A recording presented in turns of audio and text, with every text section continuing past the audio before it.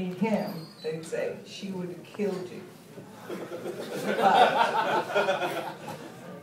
I'm going to kill him later.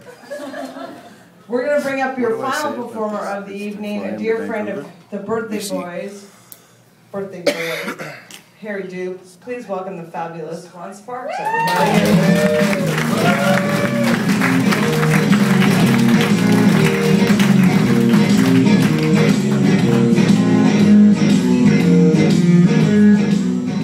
Yes, thank you for the birthday friend music.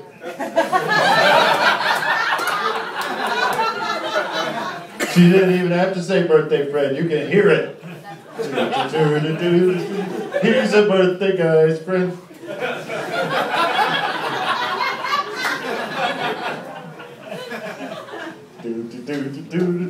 I bet he's 50. Well, that's less funny, because he's so old. How old is he? 50? So I can do one of two things. I can do a set, or I can tell a story about Harry. Story about Harry? Wow, I had no idea you'd pick that. I didn't even write up a set or anything. Wow, it's good you picked that. Unpredictable. We'll do that. It's good. I only know how to do two things. Chew bubblegum and tell stories about Harry, and I'm all out of bubblegum.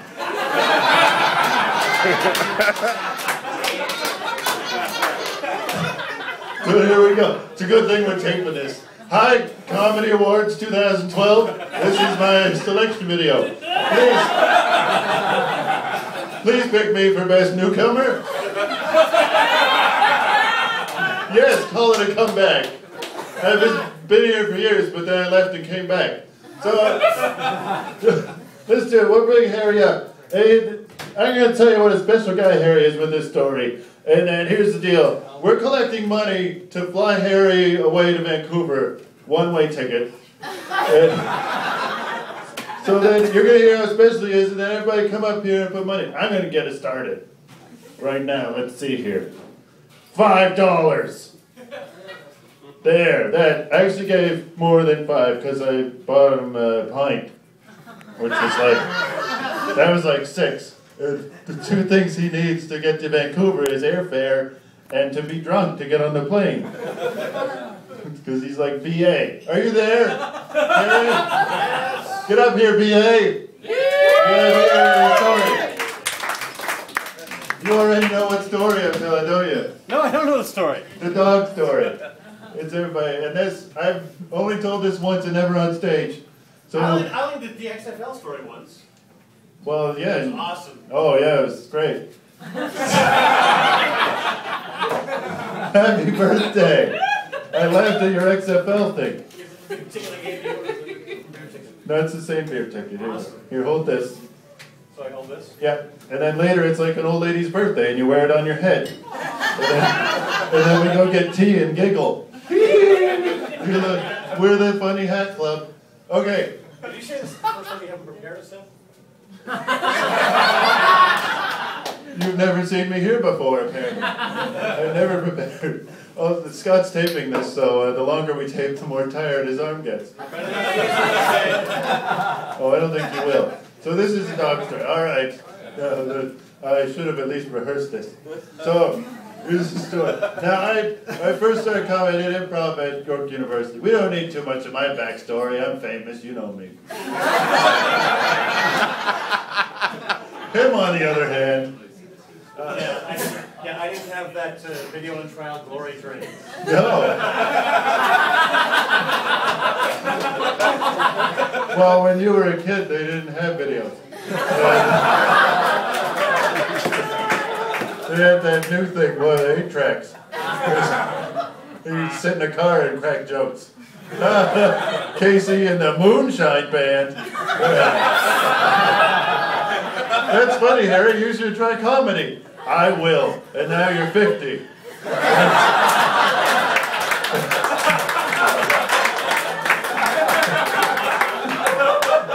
And it's all their fault. Whoever was in that Studebaker with you.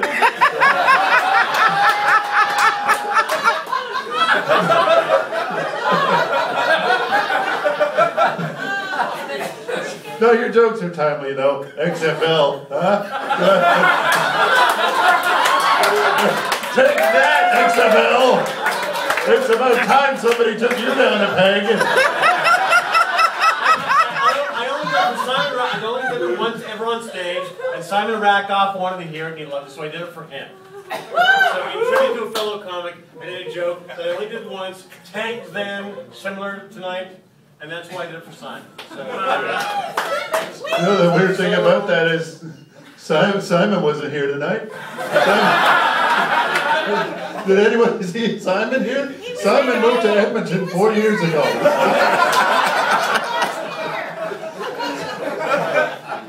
Yeah, I know he was here. I was joking. Get back in your Studebaker and let me tell my dog story. Everybody's waiting. Now, we've had a lot of jokes, right? I haven't even told any jokes. I've been so hilarious. So we don't need any more comedy tonight. So this is a serious story because I want everyone to know what a sweet man this is. He's a wonderful person. So I was back at York, and you know where York is. This is in the boonies. And then I started doing comedy and improv and hanging out at the comedy clubs. I was too scared to try it for years. But I saw this guy, and he became one of my mentors. He's a very funny guy and so nice, and he'd help me out with comedy notes and things like that. And we hung out at his place. He lived up just a bit north of York, like where all the farms are and stuff. And so sometimes we'd go hang out at his place, just sit on his front lawn area and just drink beers and talk about comedy. He had a veranda, too. Well, it's not part of the story, but it's your birthday, so he had a veranda.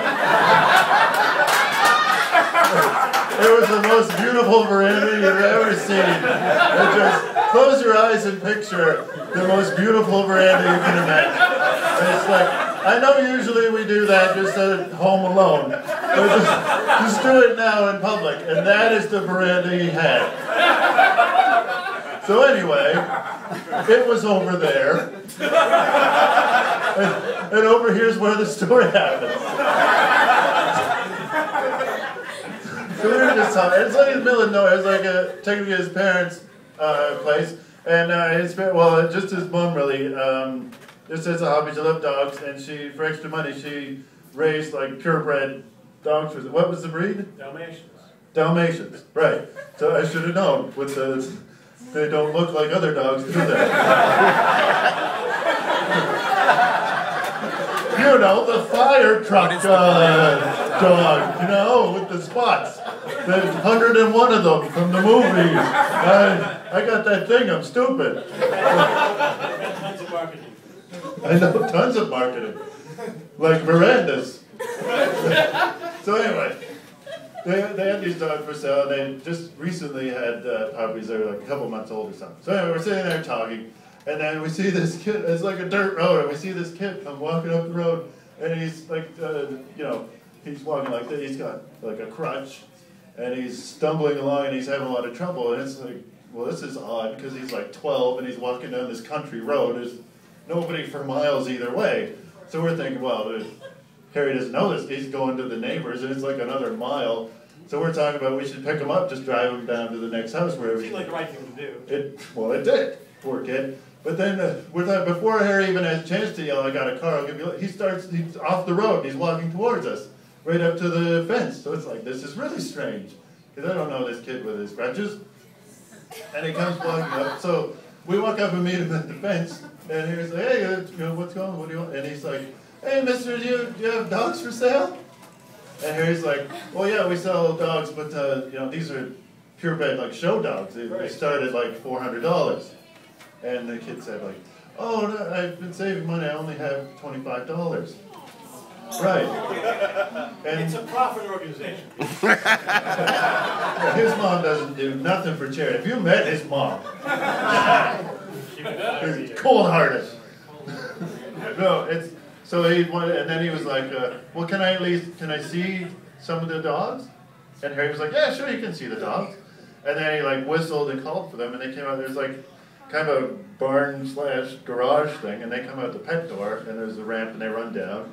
And then the kid's looking at it, he's all happy. He did very well. Well, yeah, it's not like one of those puppy mills. They had that over by the veranda. You could afford one of them, kid. But these dogs, and he's happy, and then like at the very end, this other dog comes running out, and he like trips over his hind legs on the ramp, and he falls down, and he's stumbling to keep up with the other dogs and yipping, but he can't keep up. And you know, the kid's like, he sees me right away. The kid's like, that's the dog. I should have that dog. That's the dog for me, right? And then Harry's like, no, you don't want that dog. That's the run of the litter. He can't play with you like the other dogs. You don't want him. And the kid was like, no, that's where you're wrong.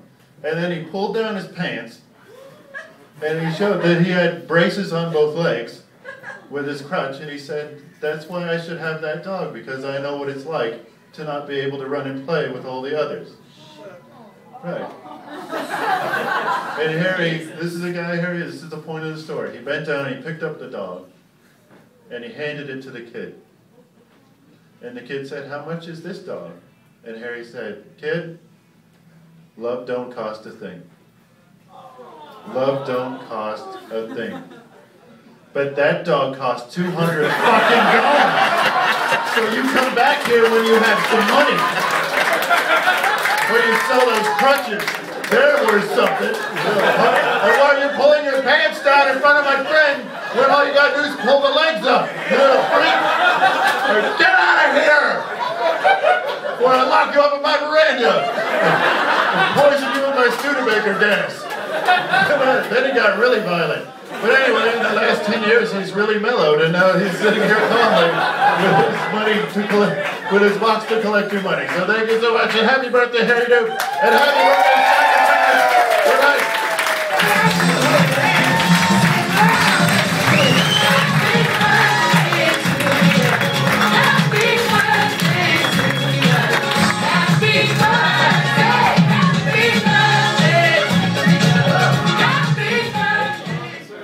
That's Harry Doupe, and Ron Sparks, that's his real name. Are we passing the hat?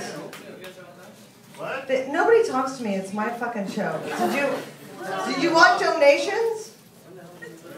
You're fucking useless at doing it.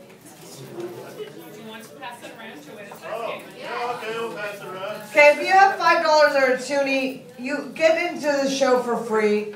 This isn't for a cause. We're not saving a life. We're sending a person away. So that's...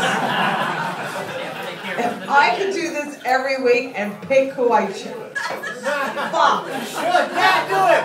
I'll do it every week and then we'll send somebody. But, you know, you guys are cheap, so we're sending them to Via to Espanola. So, I don't charge for the show, so that we're going to... hand out, what are we going to do? Normally I have jugs. They're passing the box around, honey. Passing the box. Yeah. Everything is filthy to me tonight. Okay, that was a good show. Give a round of applause for everybody who saw. That was fun. We're passing the hat around for Harry and for me. Next week it's for me. Because I need to go away. I'm getting the red light. No, you're not. It's good, it's good. Okay, so I had a good time tonight. I hope you did. I hope you salespeople